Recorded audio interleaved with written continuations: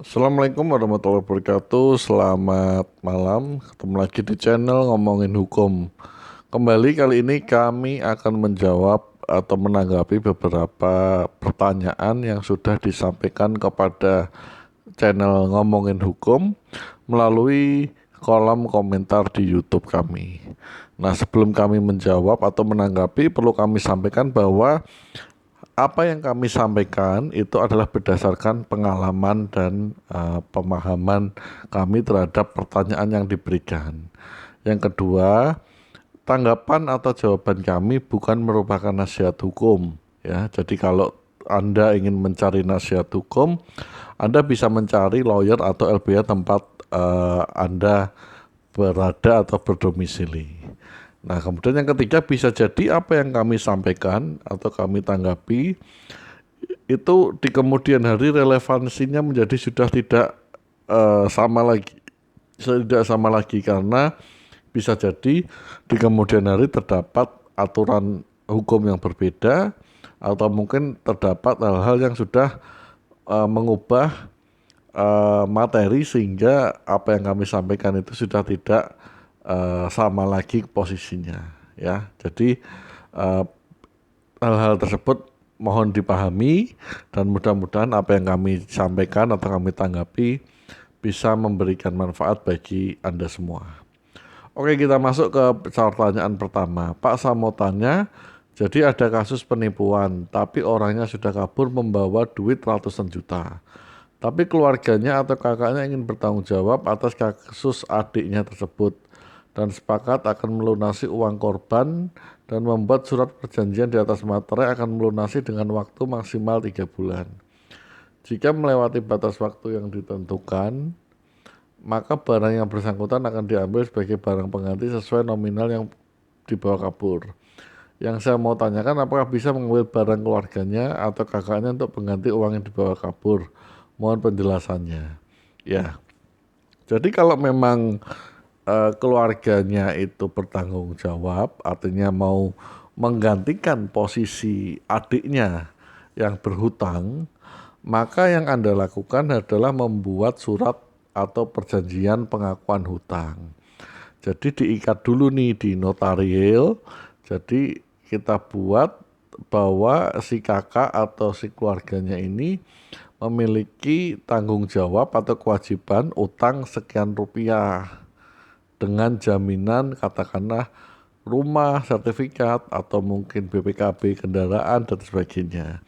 Nah, itu harus disebutkan. Nah, jika sudah ada pengakuan hutang atau mungkin perjanjian utang piutang notarial, maka tentu saja apa barang yang menjadi jaminan tadi yang disebutkan dalam pengakuan hutang maupun perjanjian hutang piutang itu tentu bisa menjadi barang yang dilunasi atau barang yang sebagai penebus agunan. Nah, syaratnya biasanya tidak bisa diambil, ya, kecuali disepakati bersama.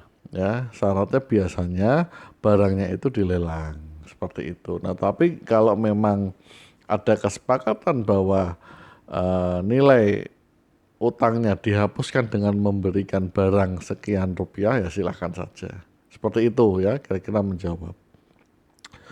Kemudian ada kontak yang bisa dihubungi. Oke, Anda bisa email kami di ngomongin.hukum@gmail.com, ya. Kemudian untuk buruh bangunan maksimal jam kerja berapa jam per hari? Bagaimana jika waktu kerja lewat dari waktu kerja? Oke. Kalau buruh bangunan itu adalah pekerja harian. Kembali ya, itu masuknya adalah PKWT. Tentu jam kerjanya dibatasi maksimal sehari adalah 8 jam. Jika itu dengan menggunakan 5 hari kerja.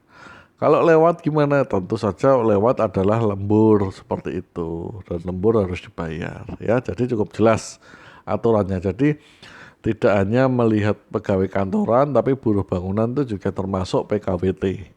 Ya. Kemudian ini karena komentar saya nggak akan bacakan. Pak, mohon pencerahannya, saya bekerja di outsourcing sebagai driver di Shopee Yang bikin risau adalah risiko pekerjaan saya nyawa taruhannya, tapi vendor yang menaungi saya tidak mengadakan BPJS ketenaga kerja atau kesehatan. Padahal karyawan sudah mencapai 300 orang, sungguh miris. Ya, yang pertama posisi Anda apakah sebagai pegawai atau sebagai mitra itu harus dibedakan dulu. Ya, kalau Anda sebagai mitra, tentu kondisinya adalah tidak masuk dalam aspek hukum ketenagakerjaan, tetapi lebih pada aspek hukum perdata, yaitu kesepakatan kedua belah pihak ya. Nah, tetapi kalau Anda adalah pegawai, maka Anda memiliki kewajiban atau memiliki hak, bahwa Anda harus dijamin iuran BPJS-nya. Itu di undang-undang sudah diatur ya, seperti itu. Nah, tinggal Anda sampaikan kewajiban itu kepada HRD. Kalau mungkin memang HRD-nya tidak mau, ya Anda laporkan saja ke BPJS-nya bisa, atau ke Disnaker setempat. Cuman ada resiko kadang seperti itu ya, karena bisa jadi resiko akan kelangsungan pekerjaan Anda menjadi terancam. Itu sering terjadi. Jadi kadang ada yang laporin bahwa perusahaannya tidak menepati atau tidak memberikan hak sesuai aturan ketenagakerjaan, bisa-bisa si pelapor dipecat atau mungkin diberikan hukuman seperti itu ya. Jadi harus dipikirkan dulu dengan baik-baik ya. Kalau bisa saran saya cari pekerjaan yang memang sudah terpercaya ya perusahaannya, seperti itu ya. Mudah-mudahan bisa mendapatkan. Tidak mudah memang, tapi ya ikhtiar saja, seperti itu. Nah, memang kondisinya masih banyak kita menemukan hal seperti ini ya. Oke, mudah-mudahan bermanfaat.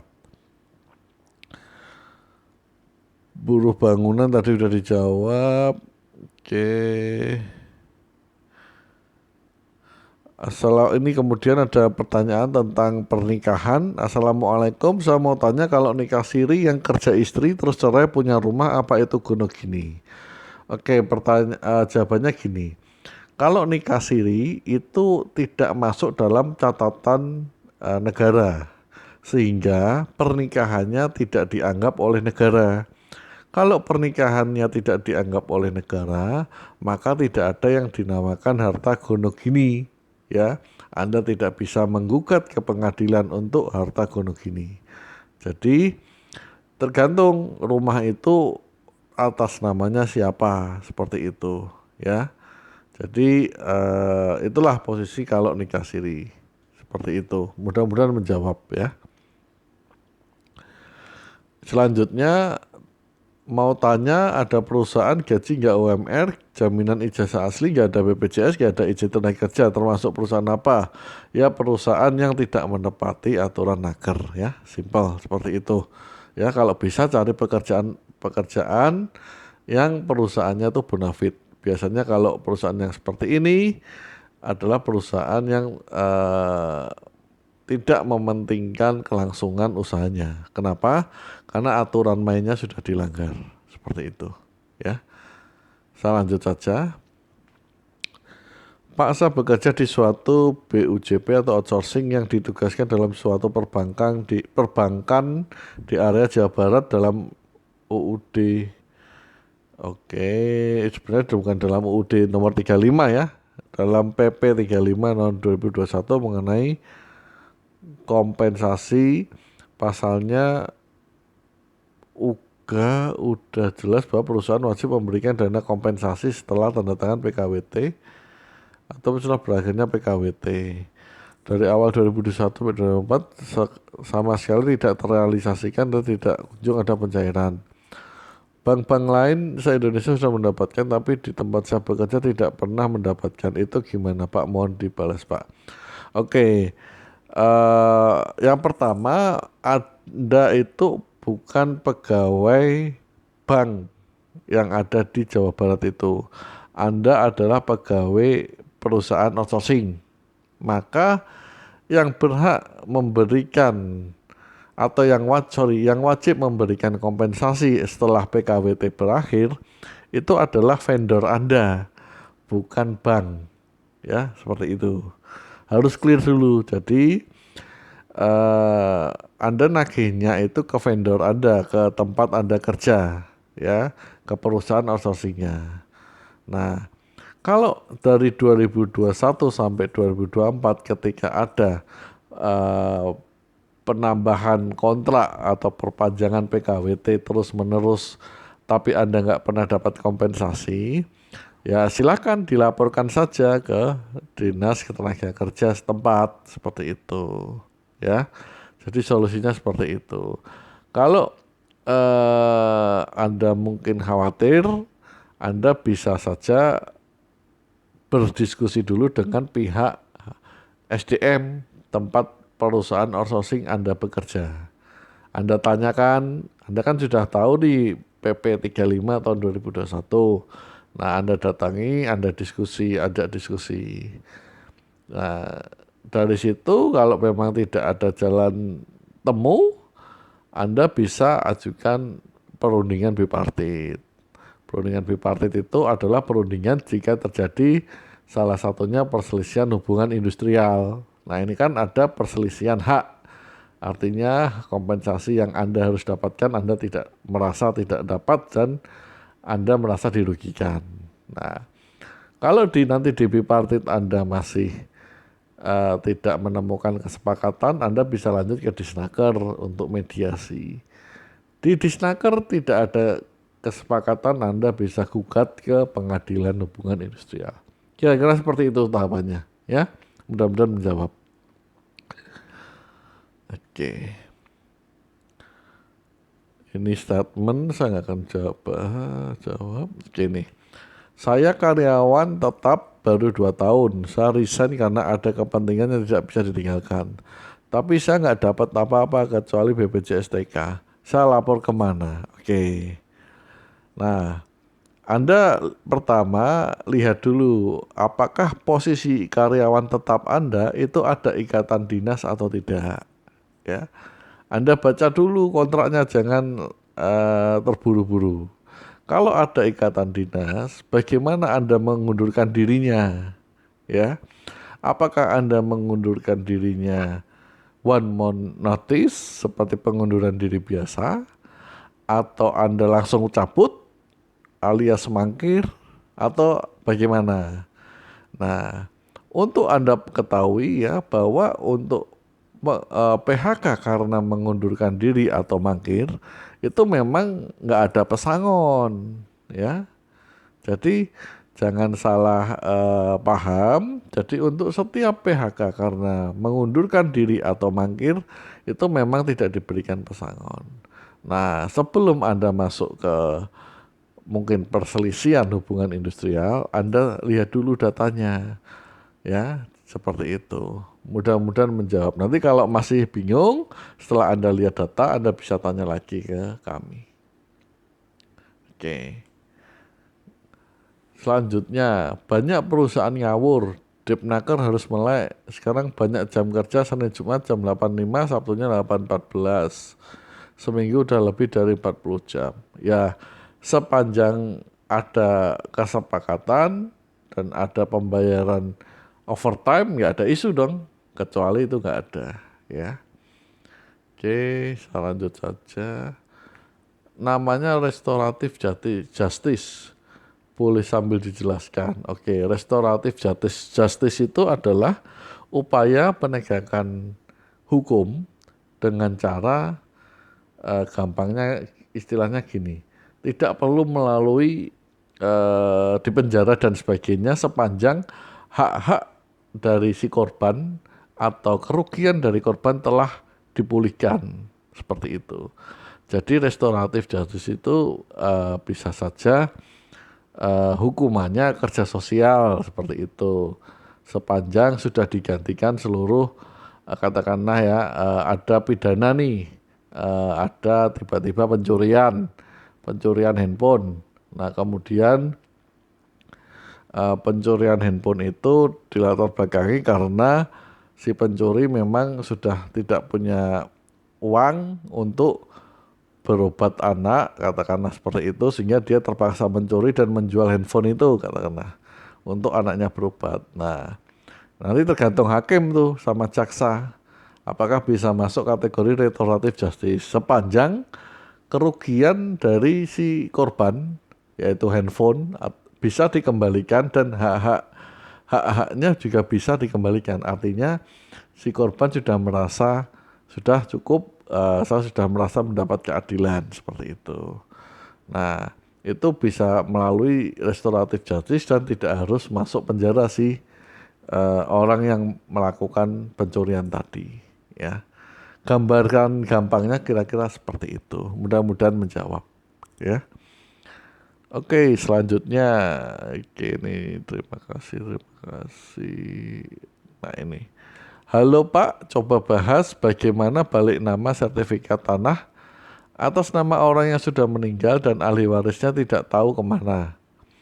Tapi sertifikatnya itu di tangan kita, hanya sertifikat tanpa AJP dan sudah ditinggali selama 25 tahun, sudah kita bangun rumah, mau proses balik nama ke pengadilan bagaimana ya, apakah bukti sertifikat itu saja cukup? Nah, yang pertama tentu tidak hanya sertifikat, ya. Kalau ini sepengetahuan saya, tidak hanya sertifikat. Yang kedua, apakah ada peralihan hak, ya, dari si pemilik sertifikat kepada Anda, ya. Jadi tidak serta-merta ketika si pemilik itu meninggal, ahli warisnya tidak diketahui, otomatis sertifikat itu menjadi hak Anda. Tidak bisa seperti itu, ya. Anda sudah bangun rumah, ya itu urusan Anda. Kenapa Anda bangun rumah di atas tanah milik orang lain, ya. Nah, Anda mau proses balik nama, ya tentu Anda harus ada alas hak yang menjadikan kuat itu peralihan ke menjadi milik Anda, entahkah itu jual beli, entah itu hibah atau yang lain, ya. Kalau Anda mengaku-ngaku itu adalah milik Anda, itu tidak bisa seperti itu. Bagaimana nanti ketika katakanlah di kemudian hari ternyata ada yang mengaku-ngaku sebagai ahli waris, nah, itu kan jadi repot nanti. Nah, seperti itu ya kira-kira. Jadi agak cukup complicated, tapi yang pasti tidak bisa serta-merta orang yang meninggali suatu bangunan, suatu daerah menjadi pemilik daerah itu atau bangunan itu, lokasi itu, karena si pemiliknya meninggal dan tidak memiliki atau tidak tahu ahli warisnya kemana. Kira-kira pesannya seperti itu, ya. Mudah-mudahan menjawab. Selanjutnya, Mas mau lelang atau cesi oke, AJB. Yang penting debitur mau melepaskan rukonya. Kalau ada surat utang lunas dari bank gimana ya? Sudah ditanyakan ke banknya, utang masih ada. Sebentar saya coba ulangi ya. Debitur mau kalau ada surat lunas. Saya nggak ngerti maksudnya ini ya. Karena apa? Karena kalau cesi itu bukan pelunasan utang, itu adalah peralihan utang seperti itu, ya. Ini saya nggak terlalu paham ini pertanyaannya apa.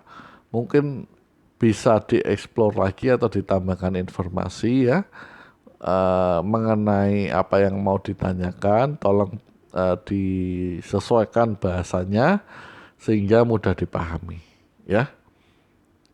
Oke, saya pikir itu pertanyaan-pertanyaan yang sudah kami jawab. Sekali lagi kami sampaikan bahwa apa yang kami sampaikan atau tanggapi bukan nasihat hukum, tetapi hanya menjawab berdasarkan pengalaman dan pemahaman kami, ya. Itu saja, terima kasih sudah menonton.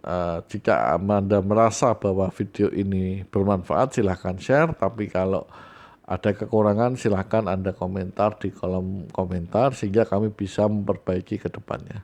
Terima kasih. Assalamualaikum warahmatullahi wabarakatuh.